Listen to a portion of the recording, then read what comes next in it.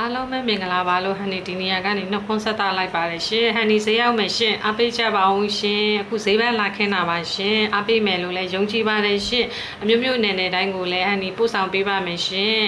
ဟန်နီအခု line ပေါ်မှာတင်ထားတဲ့ဆက်ပြားရည်ဘူးလေးကသေးတယ်ဆိုပေမဲ့အထင်မသေးနဲ့နော်သူကဈေးနှုန်းပဲတင့်တင့်ယုံရှိတာအမြုပ်ထွက်အားကောင်းတယ်အနက်လေးလည်းကောင်းတယ်ရှင်ဟန်နီကိုယ်တိုင်သုံးကြည့်လို့အဆင်ပြေတော့မှသာလေဟန်နီ line ပေါ်မှာတင်ပြီးရောင်းပေးတာပါရှင်ကိုယ်တိုင်သုံးလို့အဆင်ပြေတော့ကြတော့မှသာလေကိုယ့်ရဲ့ customer တွေပါသုံးချင်ပါပဲသုံးလို့ရှင်အဆင်ပြေတယ်ဒီဈေးလေးနဲ့ဆိုပြီးတော့ဟန်နီကရောင်းပေးတာပါရှင်တပူးကို3500ပါ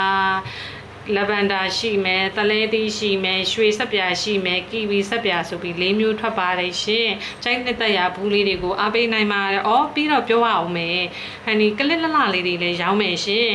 ကလစ်ကလေးတွေလည်းအားပေးကြပါလို့ဈေးလေးတွေလည်းမစိုးဘူးရှင်ဒီဇိုင်းလေးတွေလည်းစမ်းနေရှင်ရောင်းတဲ့သူလေးလို့လည်းလှတယ်ရှင်အားပေးမယ်လို့လည်းယုံကြည်ပါတယ်ရှင်အားလုံးကိုချစ်တယ်ရှင်